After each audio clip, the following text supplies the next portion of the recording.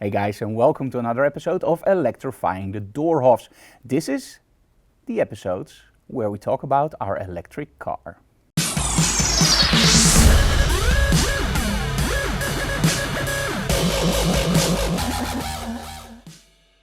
Okay, so normally you see me outside with these episodes with the car or with solar panels or whatever. But recently we uploaded 2 videos which I actually labeled the nightmare route through France. And those were the videos where we actually took our EV, an Hyundai Ioniq, to the area of Bordeaux, and we run into a lot of problems. Now, the idea actually was to make a positive video, so let's start at the beginning. On a Dutch forum, we have this whole conversation about EVs, and some people like EVs, some people say, well, it will never be the future because there are no charging stations, it's terrible, and the range is only 200 kilometers.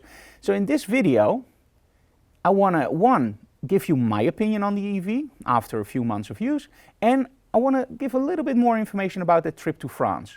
So the idea from the whole trip to France, of course, you're not going to do a Hyundai Ioniq trip to France because it was 1100 kilometers. You know, you have a range in winter of maybe 160, maybe 180 if you hang behind the truck, maybe 200, but you have to charge a lot. So in summer, it's not a car to go to France. But I thought, you know what, I want to give a real positive review for the EV in France, because a lot of people told me the infrastructure in France is like the dream.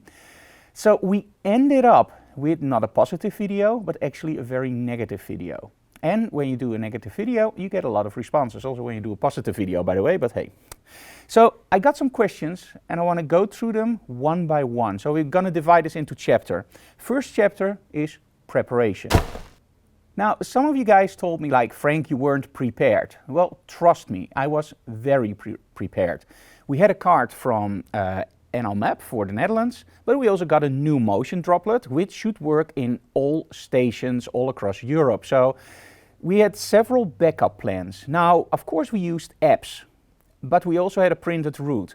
And our idea was go over the peage, that's a tollway, so you pay for the road, and that actually everybody told us that's where all the charges are. So preparation, of course we used apps, we used a navigational system, and we had a printed route. For cards, we had a new motion pass which should work all over Europe, and we downloaded some apps which we can actually use at the chargers.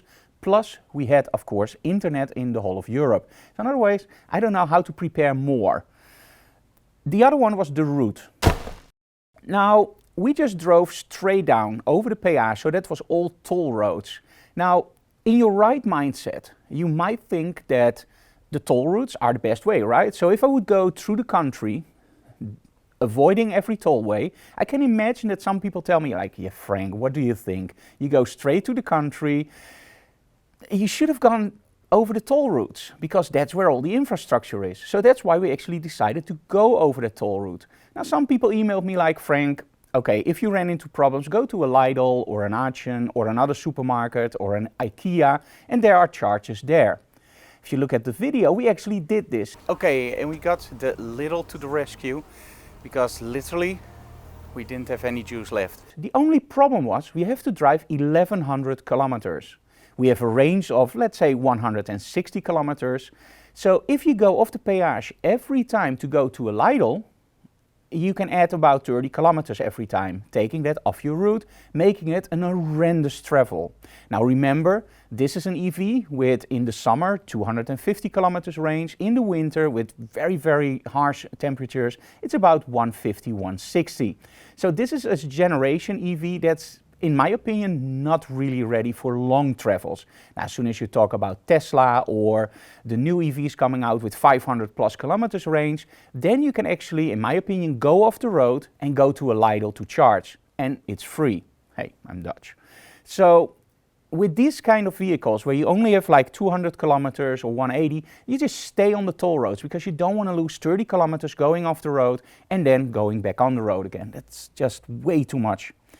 Then another one was actually language. Now, I'm pretty good in English, I'm fluently in Dutch, and I can handle myself in a little bit of German. But France, or French, I don't know. The only thing I actually really know is je ne parle pas français and je suis franc, or whatever. And I hope I actually pronounced that correctly. Now, what I expected was, especially at the infrastructure stations where you can call up if there's a problem, that at least at the help desk there's somebody that speaks English. I don't speak any word French except maybe a few. And there's absolutely no way to get instructions in English. And also the people where you ask, like, do you speak English? No. Now, we actually found out that even when we dial 112, there wasn't anybody that spoke English. So we actually had to call Hyundai if they would arrange everything for us, which in my opinion, is a tourist country. This is ridiculous. So, and a lot of people attacked me on that, like, okay, Frank, you go to France, speak French. You have to realize that when you go to a country that's not a tourist country, let's say you go in the middle of the country where there's actually no tourists anywhere, then I can understand that there's no language. Or no other language, of course, than French. But if you drive over a tollway that's used by tourists, if you go to infrastructures that are there for tourists, and if there are young people there in the age of 18 to, let's say, 30, at least I expect some of them to speak English. When you call an alarm number, 112, or in the American case, 911, you expect them to speak English. They even do it in the Netherlands. So language, okay, I understand, I'm in France, but I didn't go off the main roads, so in my opinion, they should have spoken English. So we tried it with an app, Google Translate, and that worked pretty well. Now, another thing that they actually told me, like, okay, Frank, if you're in France, use the pass of Kiwi. And that's actually like the new Motion Pass, and you can hold it in front of your charger and it starts charging. Now, when you looked at the video carefully, you saw that even if I would have used the Kiwi Pass, that wasn't really gonna help me, because some of the chargers they recognized my pass. Actually, all the chargers recognized my pass that worked.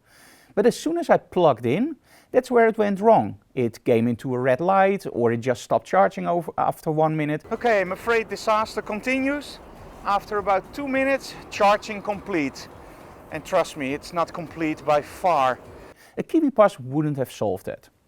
Okay, so which apps did I use?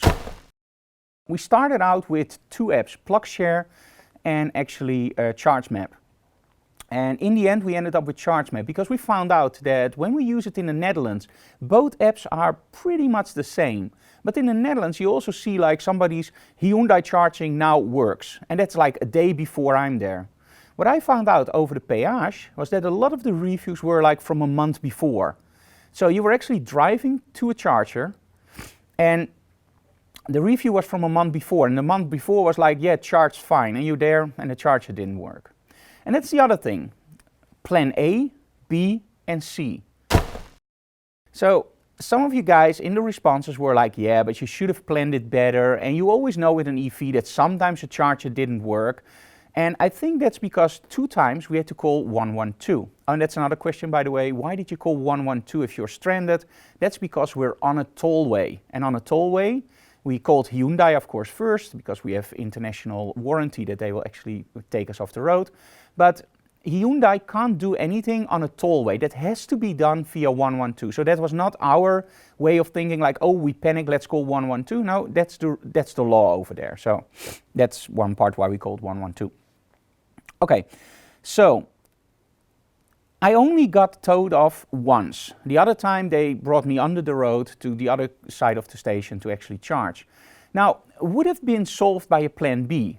No, because that actually already was a plan C. And this is what I want to stress to you guys. I know the videos are long, they're like 20 minutes or 25 minutes or even longer. But if you watch it through, you can see that we actually always build in at least 2 chargers. So the first charger after 70 kilometers. If that one didn't work, we had one more. And if that one didn't work, we were actually in a little bit of a pickle because the next one was often a little bit further away. So if that one didn't work, that's when we started looking for, okay, is there a Lidl, is there an IKEA or whatever? And luckily most of the times, all the chargers, there was like one not working, the second one did. One not working, the second one did, except for 1 or 2 times, and that's when we actually ran into problems. So our preparation was really, really good. Okay, so how is it in other countries? My experience is only from the Netherlands, and the Netherlands is literally for an EV it's awesome. We have Fastnet, where we actually have stations now that charge at 350 kilowatts. The normal Fastnets work at 50 kilowatts for the Hyundai Ioniq, and they always have 2 chargers and they're covered. They're not everywhere, so sometimes you have to make a deviation of, let's say, 10 kilometers or 15 kilometers to get to your charging point. But hey, they're really fast, and Fastnet just rules. And we also have Mr. Green and Allego, so they're also 50 kilowatt chargers. But in the Netherlands, they're a little bit more spread out than in France. On paper, France looks amazing for an EV. In reality, the Netherlands, if you go to a charging station, at least you know it works. And I hear a lot of good stuff about Scandinavia, which is really EV friendly. Okay, now another thing, Tesla versus other cars. When I started looking at my EV, I always wanted a Tesla. That's my honest truth. I just love Tesla. I love the company behind it, what Elon Musk is doing. It's really world changing, and I like the car somehow. But Tesla is out of our range. In the end, let me put it this way. If you look at the infrastructure, that's very important for an EV. If you look at what Tesla does really, really well, is everywhere there's a Tesla supercharger. That means that your car will actually drive you to a Tesla supercharger, you can charge, and you can continue your journey. And the navigation system will tell you where to stop next, for how long. You go to the next supercharger, you charge, and you go. Now in the Netherlands, when you look at the supercharger stations, there's always like at least 4 or 5. So that means the chance that you run out of power is very, very slim, because then the whole station would be out of power, right? So in the end, I think that Tesla has at the moment the infrastructure that works. I also talked to some guys in France that actually drove a Tesla, and he said, well, they're a little bit hidden, but we can drive almost everywhere with the Tesla, and of course it has a longer range. But so I think that's one of the things that we have to work on with other brands, that infrastructure has to be better, much, much better. And I really hope that at the moment, like BP or Shell will actually start putting chargers at every one of their gas stations. Because let's be honest, the government wants us in EVs, make sure that that infrastructure works. Okay, so am I still happy with my EV? A lot of people actually thought that I was living on a pink cloud with my EV. I only have 200 kilometers of range on average over the year, and within a month I would actually just hate the EV experience. I can tell you from the bottom of my heart, it's the opposite. When I bought the EV, we did 2 years of research. We literally, the last half year, just drove with our Audi, and we literally every day just pressed on 0 to see how many kilometers we drove each day. And we actually found out that if you have an EV that drives on average 200 kilometers, you hardly have to change anywhere. And for us, it's if we have to charge, it's actually we're going way over that 200 kilometers. So everything is a little bit like 100 kilometers, 150, that's about it. And then when we have to charge, those are the travels where we go really far, like 300 or 350 kilometers. So overall, in the Netherlands, I'm incredibly happy with my EV, because as soon as I have to charge, you just go to Fastnet.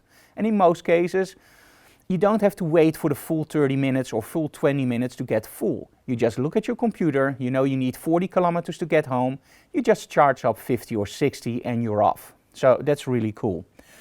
Okay, so what do I see for the future of the EV? In all honesty, at the moment in the Netherlands, and I don't know how that is in other countries, we get a lot of discounts. So of course we get our VAT back, that's 21%, and we get a 35% MIA. That's an investment for the environment, which you can deduct from your company's profit. So for entrepreneurs like ourselves, it's very, very handy to have an EV. And in the end of the year, we only have 4% added to our income tax. And with other cars, that's way higher. So at the moment for entrepreneurs or people with their own businesses, an EV is a really, really cool way to start for the very simple reason. No maintenance, no fuel because we actually have solar at home, and no extra added income tax, and you get a lot of discounts as soon as you buy the car. The thing is that for the normal people, it's still a very, very expensive car. So when you buy the hybrid or you buy the electric car, there can be like 7,000 or 8,000 euros difference. And I think for the future, if we really want to ban all cars that are not zero emission, that the government really have to start up by giving also the normal people, so people that don't have a business, more discounts, because that way we can actually grow. Now, is that feasible at the moment? I don't think yet, because when I look at the whole infrastructure in the Netherlands, with the amount of EVs that are driving at the moment, it's great.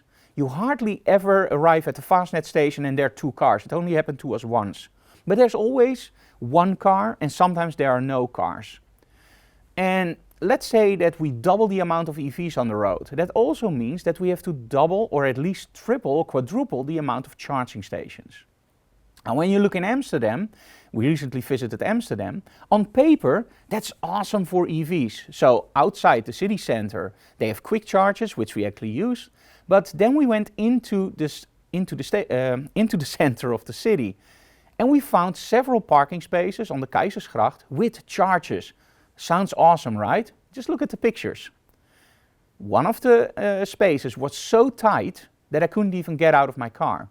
And the other space was so tight that I didn't even dare to go in. Now, when you look at the pictures, there's actually one where you can see a fault in the Hyundai Ioniq. Now, most EVs, and I also think that should be the future, have the charging point in the nose. The Hyundai Ioniq actually has a charging point on the back where you normally pump your diesel or benzene, gas. There we go. So to get over there from the charger that was on the other side took a long cable, and well, our cable is pretty long, but it didn't fit. So somebody actually said online, why didn't you park in reverse? And that's not possible in Amsterdam. When you are on those very, very narrow roads, there's only one option to park, and that's like this, going in and going out. If you want to do it with your bottom the other way around, you would have to actually go that way, and there are all these little poles. That's impossible. So you only can park nose in. So that's actually a design fault from the Ioniq. That's not really the fault of Amsterdam. The other one, actually ridiculous. It was so tight that you couldn't get in. So on paper it looks great, and that's with a lot of the stuff now. So also in France it looks great, but when you experience it, it's a little bit less. So I hope in the future that will actually change, and at that point I'm really positive for the EV. The driving experience is great. We actually love the Hyundai Ioniq. It's a fast car. It's on paper you see 0 to 100 in 9 seconds. It feels a lot faster, and even in traffic I never have the feeling that I'm too slow, or I never have the feeling that I can't keep up with the traffic. It's just an insanely fast car. If you drive it in sports mode, it's very responsive. So yeah, overall EVs, awesome. France, not so much. If you have any questions, just leave comments below, ask questions, whatever you want, and I will do another follow-up video like this. Thank you so very much for watching, guys. And remember, if you like what we do, subscribe to our channel, leave comments below, and of course smash that like button because we really like that. See you again next time.